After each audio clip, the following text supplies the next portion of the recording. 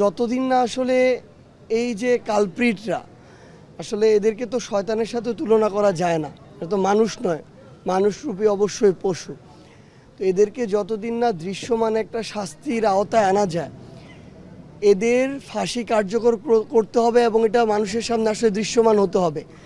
মানে মানুষ এখন বিবেকবোধ হারাতে হারাতে এমন জায়গায় গিয়েছে যে এই নৃশংস ঘটনাগুলো এখন আমরা বারবার দেখছি। আমরা আমাদের মাকে কখনো আমাদের বোন লামিয়াকে ফিরিয়ে দিতে পারবো না।